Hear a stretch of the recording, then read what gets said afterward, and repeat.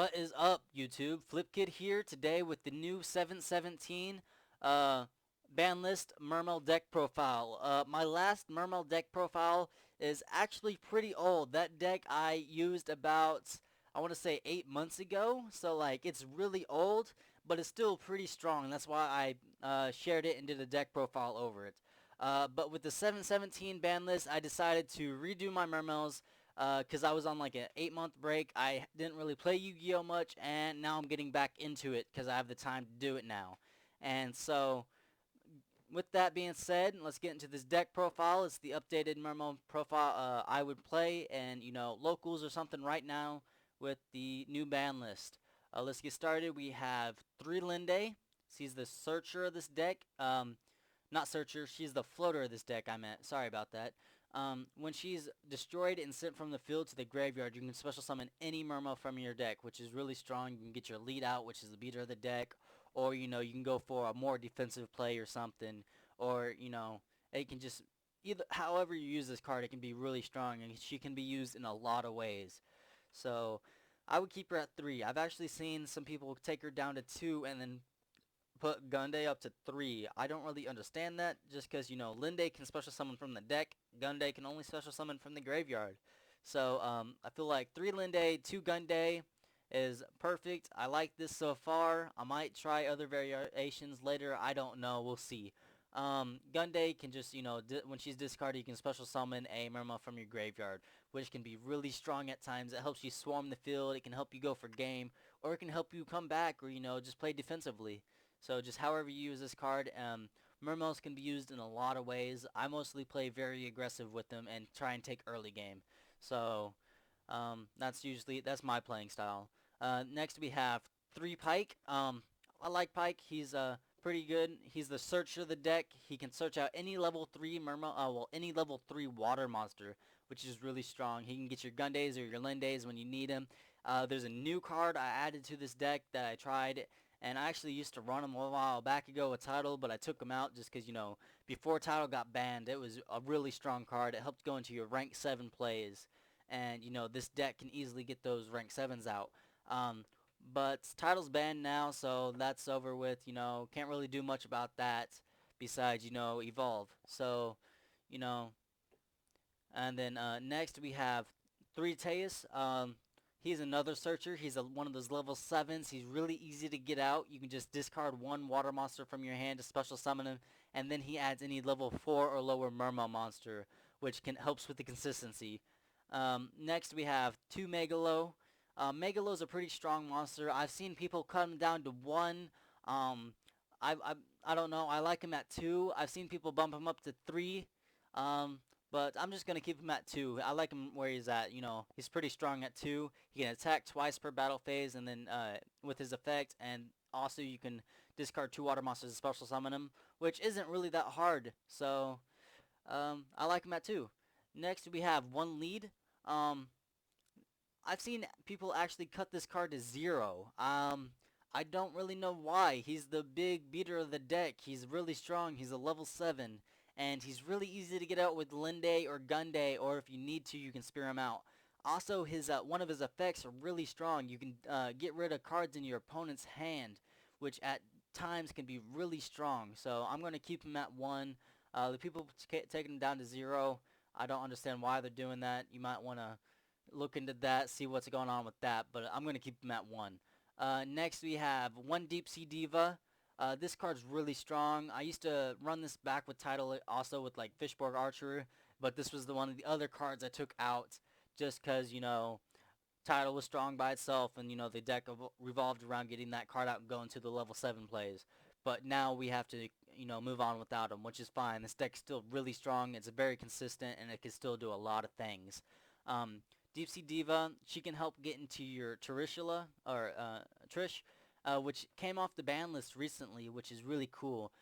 If you have Diva and Spirit in hand, an Aqua Spirit, you basically have your Trishula right there. You just normal summon Diva, special summon your Marksman from deck, and then you special summon your Aqua Spirit, and then you can synchro into Trish, which is really strong. And then also you can, this is a free level 7 synchro. basically, just because, you can get Gungnir out if you have Deep Sea Diva and Marksman, or Deep Sea Diva and Infantry, which is really strong. Both of those cards are. With Gungnir, I've won so many games just because of its effect. It's really strong. That combo is if you have Deep Sea Diva and Marksman in hand, you just normal summon Deep Sea Diva, special summon Infantry, and then use Infantry's extra normal summon to normal summon Marksman. And if you have Deep Sea Diva and Infantry in hand, you just normal summon Infantry, normal summon your Deep Sea Diva from the extra normal summon, and then you special summon your Marksman. And then that lets you get into level 7 Synchro, which is pretty strong. And now you can see Deep Sea Diva even more. Same with Megalo. Now that Dragoons is up to 2. I've been playing around with him at 2. I used to only play him at 1, even after he got up to 2 for a little bit. But I'm liking him at 2. He's pretty strong. He can you see him more often. You can search out your Megalos faster. You can search out your Deep Sea Diva, which is pretty strong. And um, that's really it. It's really strong if you can get him into a Bahamut Shark with that and Aqua Spirit, because you still get his search effect by detaching. So that's a +2, right? No, it's a +3. I'm pretty sure. +2, +3, it's whatever. With Bahamut Shark, you get your Stride out. Stride's basically a Linde, but a special summons from the graveyard. That's a +1, and then you get a search. So yeah, that's a +2. Um, Next we have your Undyne. I used to run this 2 and 2, back when Tidal was around, and then Tidal got banned, and I still ran this at 2 and 2 just because you can ditch the Marksmans and Infantries and still get their effects, and you can search for ditch the Dragoons and still get his effects, which was strong. But I only needed to do that once per duel, and I tried cutting them down 1-to-1, and I'm liking it. Just because I um, put Fishborg Archer in here, which is another level 3 tuner. So, you know, having 2 level 3 tuners is pretty strong because that helps you get your level 7 Synchros and your Leo, which is really strong still. That card is a really strong card. It used to be win condition, but people has found ways to get around it. People understand how to get around Leo now, and, it's not as scary anymore pulling out Leo against your opponent, but it's still a really strong card. Next, we had 1 Raigeki, 2 Salvage, 1 Soul Charge. We have 3 Abyss Spears, which is really strong. You can spear out a Linde, and she'll still get her effect. You can spear out one of your level 7s and go into a rank 7 play, or just whatever you need. You can even use it to go in for game, or just do a lot of damage. Abyss Squall, I've been going back and forth on this card. I'll put it in, and then I'll take it out. Then I'll put it back in, and every time it's in, I use it quite a bit. It helps me win some duels, and then sometimes it's kind of dead. So I don't know. This card's iffy, but I still like running it. It's a pretty good card. Next we have Bottomless Trap Hole, 2D Prisons, 1 Vanity's Emptiness. I really like this card in this deck. It does hurt Mermails, but that's really if you use it at the wrong time, or if it's on your opponent's side of the field.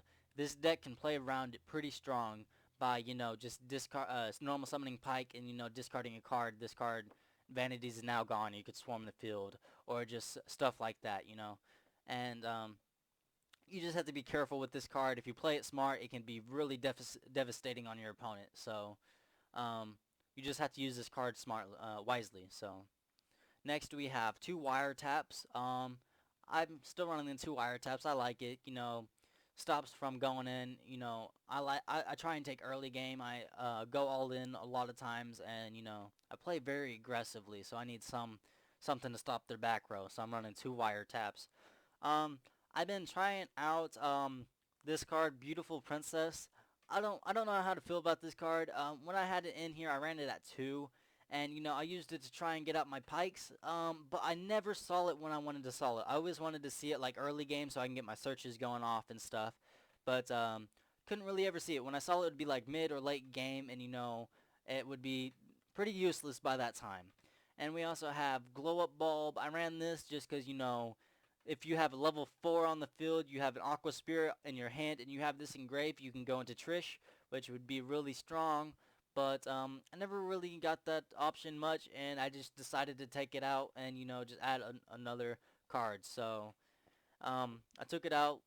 how my deck is built right now. It's pretty consistent. I like it. It's pretty strong. So let's go into the extra deck here. We have one Catastor, just because this card can be pretty devastating at times if your opponent's not running dark monsters. You can just normal summon Diva, special summon Marksman, sink into this, which is really strong. Also, we have Black Rose to blow up the field. We have Gungnir to get rid of like back row or problem cards. Then we have Leo. He's a pretty strong card. He's easily accessible in this deck. He can get out pretty easily, so that's pretty strong. Next we have Trishula, a Dragon of the Ice Barrier. This card's pretty strong. It recently came off the ban list, and Mermails can get it out, so, why not run it, And then we have Abyss Dweller for, like, the Burning Abyss matchups and stuff. And then we have Bahamut Shark for, the strike play and, just setting up your field, swarming the field, just doing a lot of stuff. Also, we have the Draco Sack. We have Mecha Equipped Anglinier. Then we have Mermail Abyss Gaios. This card's really strong. I like it. It's basically a soul drain, but only for your opponent, or a skill drain. One of those two.